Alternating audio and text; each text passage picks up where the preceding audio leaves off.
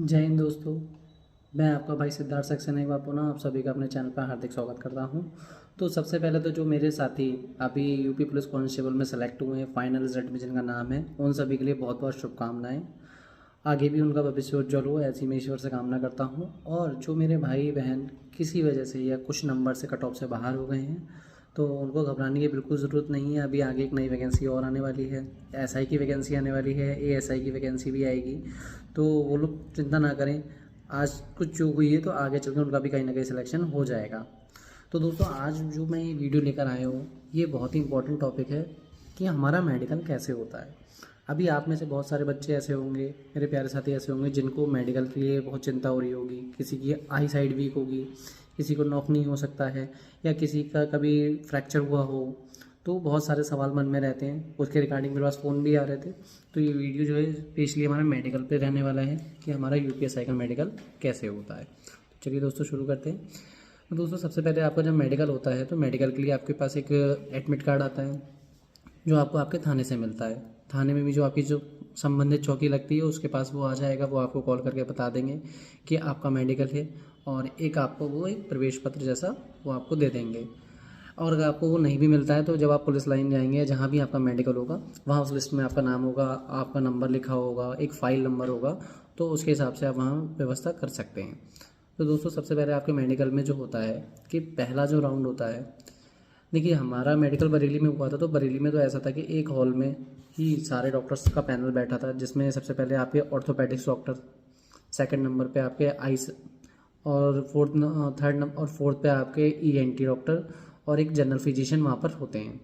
तो जो सबसे पहले जो डॉक्टर थे, ऑर्थो डॉक्टर थे, वो आपको बुलाएंगे आपकी फ़ाइल नंबर से। जब अपनी फ़ाइल नंबर से आप वहाँ जाएंगे तो उसके बाद वो आपको हाइट दोबारा मैनेजमेंट के लिए बोलेंगे, आपकी दोबारा से हाइट नापी जाएगी, आपका चेस्ट नापा जाएगा। तो अगर किसी का चेस्ट फिर से कम हो गया हो तो फिर वो थोड़ा पुशअप्स वगैरह लगाना शुरू कर दें, क्योंकि मेडिकल आपको जल्दी ही देखने को मिल सकता है। तो सबसे पहले आपकी हाइट नापी जाएगी, आपका चेस्ट नापा जाएगा। देन उसके बाद जो ऑर्थोपेडिक डॉक्टर हैं वो आपकी वेन्स चेक करेंगे, वेरिकोस वेन्स जिसमें बोलते हैं। जैसे आपने देखा कुछ लोगों के पैरों में पीछे थोड़ा गुच्छे जैसा दिखता है नीले रंग का, तो उसे वेरिकोस वेन्स बोलते हैं।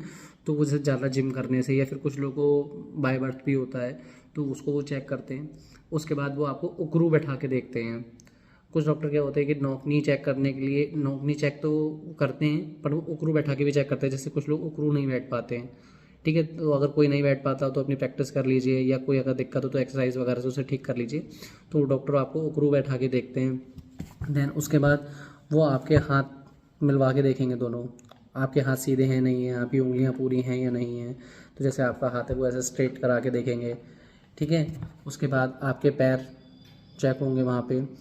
हाँ, प्राइवेट पार्ट जो है वो चेक नहीं हुए थे हमारे। और मतलब ये हर जगह के पैनल का अलग अलग है, कहीं पर होते हैं और कहीं पर नहीं होते हैं। तो वैसे कंपलसरी नहीं होता है, तो हमारे यहाँ नहीं हुए थे। उसके बाद लड़कों के लिए मैं आपको बता रहा हूँ स्पेशली ये चीज़, जिसमें आपका नौकनी चेक होगा, वेन्स चेक होंगी, आपको उकरू बैठा के देखा जाएगा। और अगर आपका कभी कोई फ्रैक्चर वगैरह हुआ हो तो उससे वैसे कोई प्रॉब्लम नहीं होती है। जैसे कुछ लोग रॉड पड़ी होगी, या किसी के हाथ में कभी फ्रैक्चर हुआ हो, तो उसमें वो बाहर नहीं करते हैं, उसमें वो आपको सेलेक्ट कर लेते हैं। क्योंकि पुलिस का मेडिकल इतना टफ नहीं होता है, जैसे आर्मी का मेडिकल हमने देखा है, आर्मी का मेडिकल काफ़ी टफ होता है। तो वो अलग अलग क्राइटेरिया है, तो पुलिस में इतना टफ मेडिकल नहीं होता। पुलिस का मेडिकल सिर्फ इतना है कि आप स्वस्थ हैं, सेवा करने के लायक हैं, सफिशिएंट हैं। उसके बाद जब आप ऑर्थोपेडिक्स के पास हो जाते हैं तो आपके एक फ़ाइल पे साइन करवा लिए जाते हैं। फिर उसके बाद आप आँखों वाले डॉक्टर के पास जाते हैं। जब आप आँखों वाले डॉक्टर के पास जाते हैं तो वहाँ पर सबसे ज़्यादा ज़रूरी चीज़ होती है कलर ब्लाइंडनेस। आप कलर ब्लाइंड नहीं होना चाहिए। साथ ही कलर ब्लाइंड आप जैसे नहीं होना चाहिए, क्योंकि कलर ब्लाइंडनेस में क्या दिक्कत होती है कि आपको लाल और हरे रंग में आप फ़र्क नहीं कर पाते हैं। क्योंकि क्या है, कुछ लोगों की अपनी ट्रैफिक में भी ड्यूटी लगती है। तो ट्रैफिक में क्या होता है कि लाल और नीली हरी लाइट जब एक साथ जलती है, तो जो कलर ब्लाइंड लोग होते हैं तो उनको वो ब्लैक एंड वाइट दिखता है, उनको वो अलग कलर भी दिख सकता है। तो उसमें एक दिक्कत वाली बात है। तो कलर ब्लाइंडनेस वालों को मैंने देखा है कि अधिकतर लोग फेल हो जाते हैं उसमें, क्योंकि कलर ब्लाइंडनेस का एक रेशियो होता है कि आपको कितना परसेंट है वो। तो वो डिपेंड करता है कि आपको इतने परसेंट से ज़्यादा नहीं होना चाहिए। जैसे कुछ लोगों को तो बिल्कुल ही नहीं दिखता, तो उनका सिलेक्शन उसमें नहीं हो पाता है, वो मेडिकल से फेल हो जाते हैं। बट जिनको कुछ समझ में आता है, जिनको इतना नहीं है, जैसे एक कलर ब्लाइंडनेस का चार्ट आता है, तो आप उसको देखेंगे तो कुछ फ़ॉन्ट ऐसे बड़े बड़े होते हैं, तो उसमें तो उनको थोड़ा थोड़ा दिखता है, कुछ कलर मिसमैच होते हैं उनके। तो मतलब वैसे थोड़े बहुत पे भी मैंने देखा है कि जो काम चलाने लायक होते हैं तो उनको वो ले लेते हैं, ऐसा ऐसा फेल नहीं करते। उनकी मंशा ये नहीं है कि वो आपको फेल करें। वहाँ जितने भी आपको डॉक्टर्स मिलेंगे सब काफ़ी सपोर्टिव मिलेंगे। विभाग में कोई भी ऐसा नहीं है जो नहीं चाहे कि आपका सिलेक्शन ना हो, आपका चयन ना हो, क्योंकि वहाँ पे आपको जितने भी अधिकारी मिलेंगे सब इतने अच्छे व्यवहार के मिलेंगे। चाहे आपके सीएमओ हो, चाहे वहाँ अपने बैठे राजपत्रित अधिकारी हों, सब आपकी वहाँ सहायता करने के लिए हैं। तो आप लोगों को बिल्कुल भी निराश नहीं होना है। अगर थोड़ी बहुत कमी है तो उसमें वो इतनी जल्दी फेल नहीं करते हैं। तो सबसे पहले आपकी जब आँखों का उसके जब आपको आँखों का टेस्ट हो जाएगा तो आँखों के टेस्ट में वो आपको देखेंगे। जैसे आप कुछ लोगों की 6/6 होती है, या तो आपकी दोनों आँखें 6/6 हैं तो बिल्कुल आप परफेक्ट हैं। अगर आपकी एक आँख 6/6 है तो एक दूसरी 6/9 चल जाएगी, और अगर आपकी एक 6/6 है और दूसरी 6/12 है तो 6/12 भी चल जाती है। बट एक 6/6 होनी चाहिए, या फिर एक 6/9 है और दूसरी भी 6/9 है तो भी आपको फेल नहीं करा जाएगा।